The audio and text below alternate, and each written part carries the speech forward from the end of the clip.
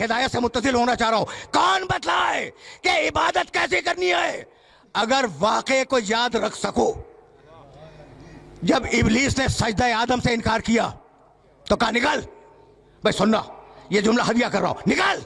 کہا پروردگار مجھے مستثنا کر دے، میں آدم کو سجدہ نہیں کروں گا، ایگزمپٹ کر دے.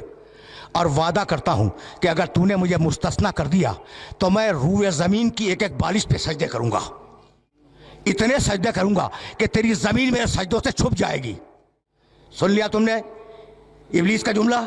مالک بس اس ایک سجدے سے مجھے مستثنا کر دے، اس زمین پر اتنے سجدے کروں گا کہ یہ زمین چھپ جائے گی.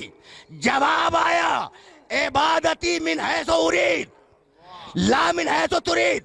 ابلیس عبادت وہ ہے جو میں مانگوں، عبادت وہ نہیں ہے جو تو کرے، وہ عبادت نہیں ہے جو تو کرے.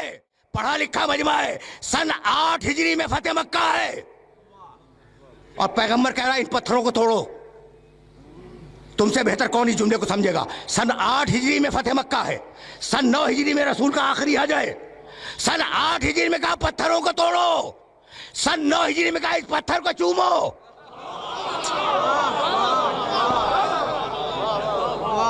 یعنی عجیب بات ہے، حجر اسود کو چموایا یا نہیں؟ سن 9 ہجری میں کہا پتھر کو چومو، سن 8 ہجری میں کہا پتھر توڑو. بھائی عجیب بات ہے، جس پتھر کو کہوں توڑ دو اسے توڑ دو، جس پتھر کو کہوں چومو اسے چومو. تو جب پتھر برابر نہیں ہے تو تم اور محمد کیسے برابر ہو گئے؟ طریقہ عبادت بتلانے کے لیے ہدایت کی ضرورت ہے.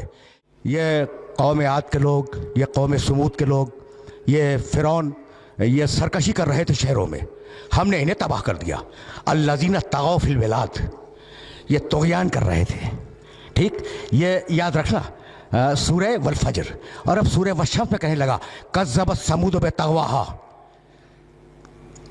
سمود نے طغیان کیا، سرکشی اختیار کی. ان کا رسول چیختا رہا ناقۃ اللہ و سقیاہا. اونٹنی یاد ہے نا حضرت صالح کی جو معجزے کے طور پہ آئی تھی؟ ان کا رسول چیختا رہا، بھائی توجہ رکھنا، چیختا رہا ناقۃ اللہ، یہ ناقہ اللہ کا ہے، یہ اونٹنی اللہ کی ہے. ناقۃ اللہ قرآن میں لکھا ہے، یہ جو معجزے کے طور پہ ناقہ آیا نام کیا ہے اس کا؟ ناقۃ اللہ. کبھی اللہ نے اس پہ سواری کی؟ نہیں کی نا. کبھی اللہ نے سواری کی؟ نہیں کی. کبھی اللہ نے اس اونٹنی کا دودھ پیا؟ نہیں پیا. تو یہ اللہ کا ناقہ کیسے ہو گیا؟ کہا بھئی ایسے عجائب دکھلائے، ایسے عجائب دکھلائے کہ اللہ نے کہا کہ یہ ناقۃ اللہ ہے.